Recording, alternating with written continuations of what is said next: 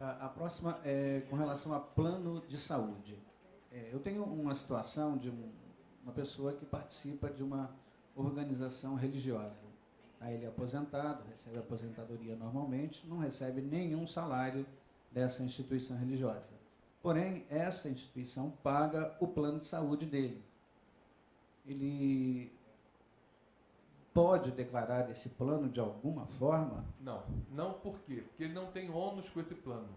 A instituição não paga salário, mas em compensação paga o plano de saúde. Quer dizer, ele tem gratuitamente esse plano de saúde. Tudo se passa como no caso de uma empresa que, digamos, fornece plano de saúde para os seus empregados. E aí o que acontece? Ela pode fornecer o plano de saúde, digamos, a título gratuito para o empregado e permitir que o empregado, digamos, coloque seus dependentes, sua família no plano de saúde, porque sairia mais barato. Neste caso, digamos que tem lá o empregado que não paga o plano de saúde, que a empresa paga, ele não vai deduzir nada. Mas, em compensação, a mulher e os filhos, que são dependentes dele, ele paga alguma coisa pelo plano de saúde deles, que é da empresa. Então, ele vai deduzir na declaração dele aquilo que é pago por ele, pela mulher e filhos, se eles estiverem na declaração dele, ou, digamos, a mulher e os filhos vão deduzir na declaração deles aquilo que o marido ou o pai pagou por conta deles. Lembrando que na unidade familiar, quer dizer, ascendentes e descendentes, não há a necessidade de provar que houve o reembolso. Tá? Digamos que nesse caso, digamos, a empresa permite que ele coloque outras pessoas no plano de saúde e ele paga o plano de saúde para um sobrinho, por hipótese. Se o sobrinho quiser deduzir e poderá deduzir, o sobrinho vai ter que provar que reembolsou a ele esse gasto com o plano de saúde. Apesar de ele ser descontado no contra-cheque dele, o beneficiário ser o sobrinho vai poder deduzir desde que o sobrinho prove que mensalmente pagou a ele o que ele foi descontado. Ok? Leandro, ainda sobre aquela situação do NIT, que agora tem que ser colocado, um autônomo tem um rendimento, um exemplo, de R$4.000 num determinado mês. Ele desconta o INSS sobre R$2.000. A Receita vai cobrar os 2.000 restantes a ele? Por enquanto não. Por enquanto não.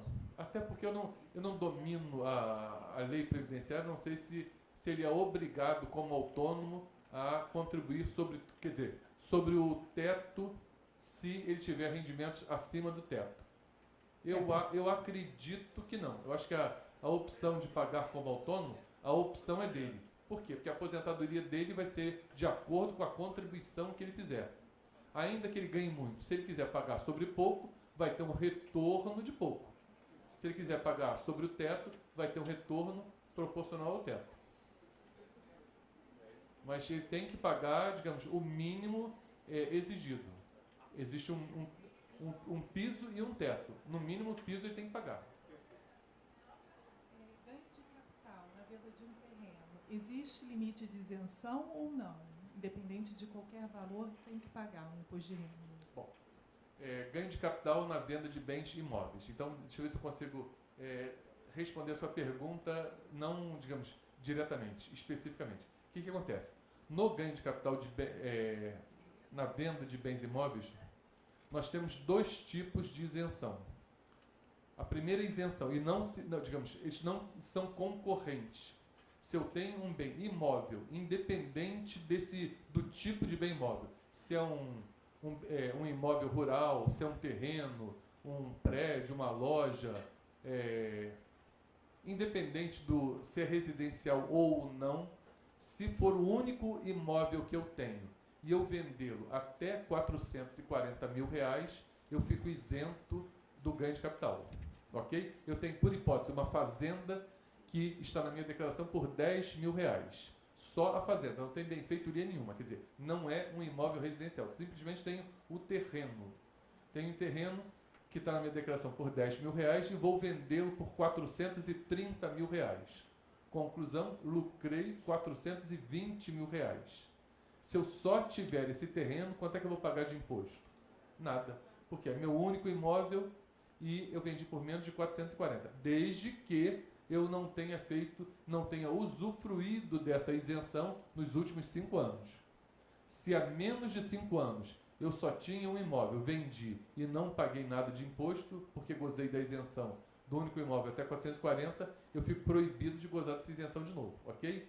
Então, venda de único imóvel até 440 mil reais, de quem não exerceu esse direito nos últimos 5 anos, é isento, ok?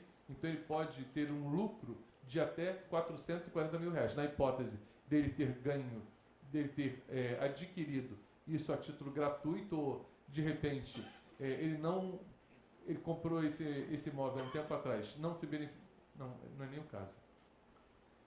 Digamos que ele recebeu esse imóvel, digamos, gratuitamente, vendeu por até 440, o lucro dele foi 440, se for o único imóvel, não tem imposto, ok? Esse é o primeiro tipo de isenção. Temos um outro tipo de isenção. Qual é? Aí, nesse caso, precisa ser o imóvel vendido, precisa ser um imóvel residencial, e eu preciso usar o fruto da venda na compra de outro residencial. Terreno não é imóvel residencial. Para ser um imóvel residencial tem que ser o terreno com uma casa, ok? Só o terreno não serve. Então, se eu vendo um imóvel residencial, pego o fruto da venda desse imóvel residencial, não importa o valor da venda, e em até 180 dias da data do fechamento do negócio, eu pego esse dinheiro e aplico na compra de um outro imóvel residencial, não importa o quanto foi de lucro, esse rendimento vai ser isento, ok? Desde que eu não tenha feito igual operação nos últimos 5 anos. E aí imagine que eu falei da não concorrência. Imagine que eu tenho uma casa e vendi, era o único bem que eu tinha. Tinha essa casa, digamos, eu tinha uma casa, há 3 anos atrás vendi por 430 mil reais. Estava na minha declaração por 10 reais, vendi por 430. Lucrei praticamente 430 mil reais, ok? Quanto eu paguei de imposto? Nada. Quer dizer, eu poderia não ter pago nada. Poderia até pagar, se quisesse, mas por outro motivo. Mas resolvi gozar do benefício da isenção e não paguei nada. 3 anos atrás. Peguei esse dinheiro da venda desse imóvel, 1 ano depois, conclusão, mais de 180 dias depois, resolvi comprar 3 apartamentos pequenos. Ok? Isso 3 anos atrás. 2 anos atrás. Vendi a casa 3 anos atrás, com 2 anos atrás comprei 3 apartamentos e no ano agora, em janeiro, resolvi vender um desses apartamentos. E aí eu tinha comprado esse apartamento barato, porque estava numa zona conflagrada, veio a UPP, o valor subiu pra caramba, eu que comprei esse apartamento por 50 mil reais, consegui vendê-lo por 300 mil reais. Eu gozo da isenção do único imóvel? Não, eu agora tenho 3, ok? E aí eu pego esses 300 mil reais da venda desse imóvel e resolvo comprar mais um. Se esse outro imóvel residencial que eu vier a comprar for 300 ou mais mil reais, eu não vou pagar imposto. Ok? E aí vamos às outras hipóteses. Digamos, eu tenho 3 imóveis, eu vendo um, e aí com o valor dessa venda, desse um, eu resolvo comprar mais 2. Eu gozo da isenção na compra do segundo?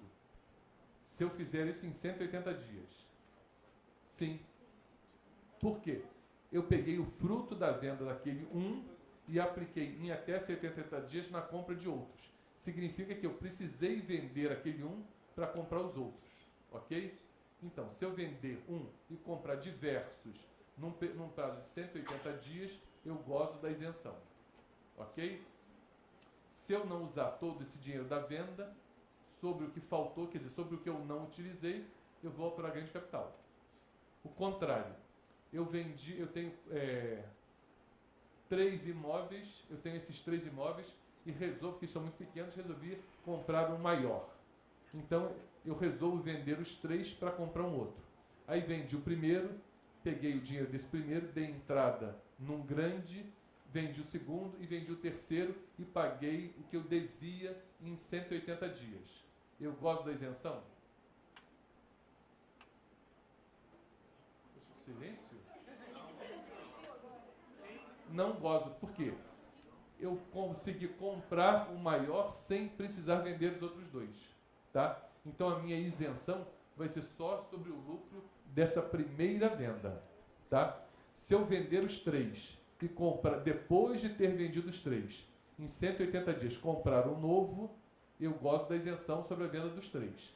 Se eu vendi um, com o dinheiro desse um, comprei um outro mais valioso, ou comprei a prestação, e aí resolvi, dentro de 180 dias, ou não, vender esses outros para, digamos, diminuir a minha dívida, eu não gosto da isenção, tá?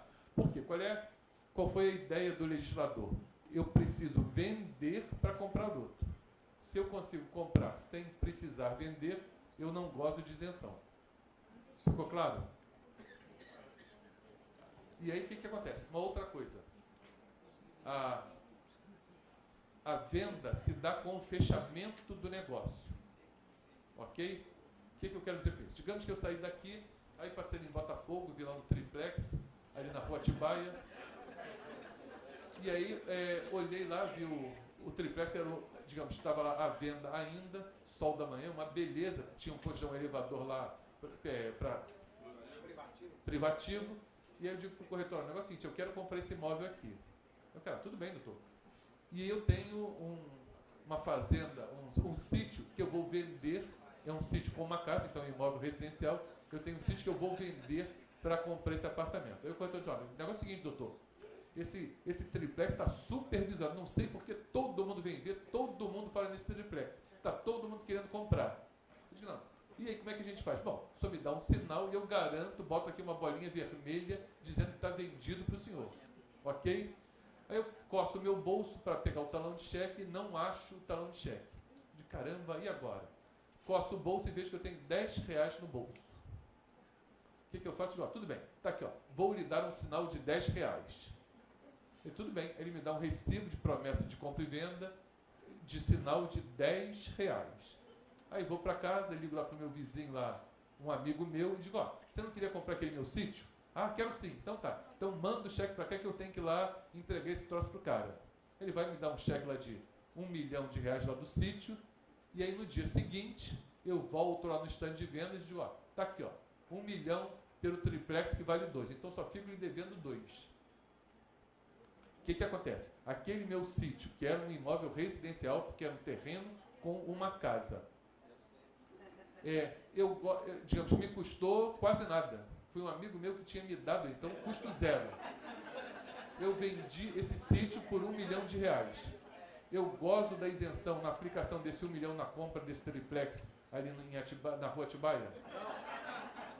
Gozo ou não? Não. Por quê? Porque eu fechei o negócio com R$10. Não importa quando vai ser feita a escritura. Ok? Pode ser até que eu deixe aquilo lá por conta de um amigo e nunca faça escritura. Mas se eu, digamos, já fechei o negócio lá, assinei um documento dizendo que fechei o negócio por R$10, eu não precisava ter vendido meu sítio. Perceberam? O caso que foi levantado aqui é, digamos, alienação de imóvel oriundo de separação. Neste caso, nesse caso, isso digamos, se o imóvel for passado pelo mesmo valor, não há que se falar em ganho de capital e digamos, o rendimento. Digamos que o imóvel estava na declaração do cônjuge marido, tá? R$500 mil. Eles resolvem se separar e aí cada um teria direito a R$250 mil e ele resolve passar esse bem para a esposa. Então, da ex-esposa. No caso, ela terá adquirido o quê? Metade do imóvel por R$250 mil. Ok? Só que isso foi, digamos, um acordo judicial. Esse rendimento é isento por quê? Porque é fruto da dissolução da sociedade conjugal. E não cabe ITCMD nesse caso.